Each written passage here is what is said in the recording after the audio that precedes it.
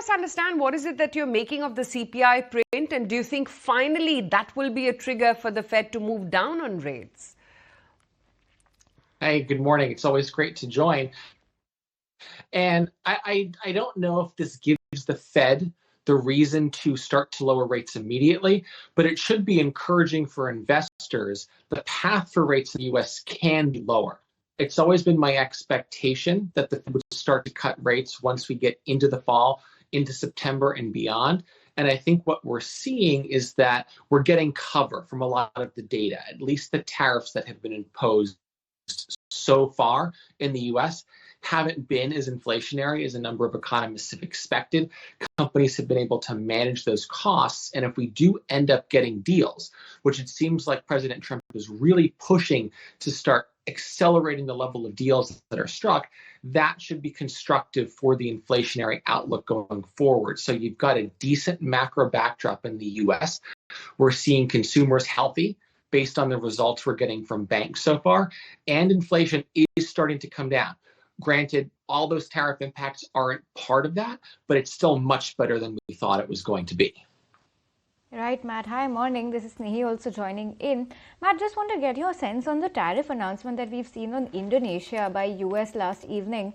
The 19% tariff imposition is what they've announced, and they're also saying that India's tariff announcement could be on similar lines. What do you think the trade deal finally between US and India could look like? Because on the Indonesian front, US has absolutely full access to the Indonesian markets. On the flip side, Indonesia will be paying a 19% tariff. Do you think something like that could even be remotely possible for India? Yeah, I think India is going to be very specific to sectors, most likely. I think the U.S. probably would like to see energy similar to Indonesia, commitments to energy purchases from the U.S. I think that's something that's doable. I also think seeing commitments with respect to defense cooperation, that could be something that ends up as part of these deals, but also with respect to at least openness of a market. It doesn't mean that the U.S. has to be competitive in the Indian market, but at least having the attempt of a U.S. company to be able to compete in the automotive space, Tesla launching, the Teslas in India. I think that's a positive step forward that should also give Trump confidence that India is serious about these deals. I don't know how competitive Teslas to be. I don't think they're going to be that competitive in the Indian market, but at least they can be on a similar level playing field. And I think we'll see a trade deal that has the spirit of that behind it. And I think that would be very encouraging for the market, because that'll at least get rid of one uncertainty that's out there. And then we as investors can really just focus on the fundamentals more at the micro level, knowing that the macro backdrop is going to be a little bit more stable going forward, at least with respect to potential disruptions at the government level.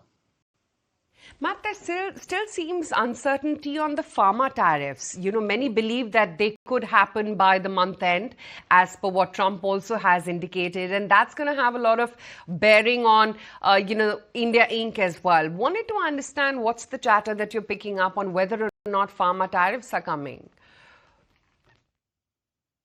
Yeah, Aisha, I think pharma tariffs are definitely going to come. I think Trump has been serious about this. He's talked about it and kind of accelerated his rhetoric towards pharmaceutical tariffs.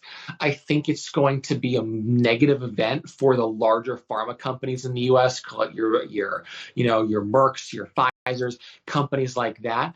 Healthcare has been an area that I think has been more challenging across the world to invest in. I would say the companies around the world that are most at risk due to the pharmaceutical tariffs are likely going to be the major pharmas in the U.S. and in Europe.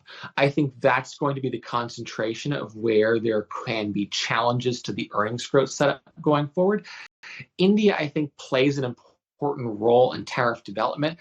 It'll be interesting to see if there's anything related to pharmaceuticals in any sort of tariff agreement, trade deal that's struck between India and the U.S.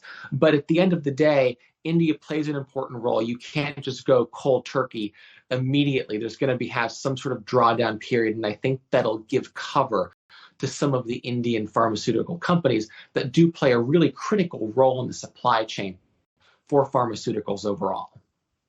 Right, Matt, so good chatting with you this morning. Thanks so much for joining us and sharing your view on what could be next on the tariff front. Well, on that note, let's move on and let's once again start talking about the action back home that we saw yesterday and what we can expect to see today. We've seen on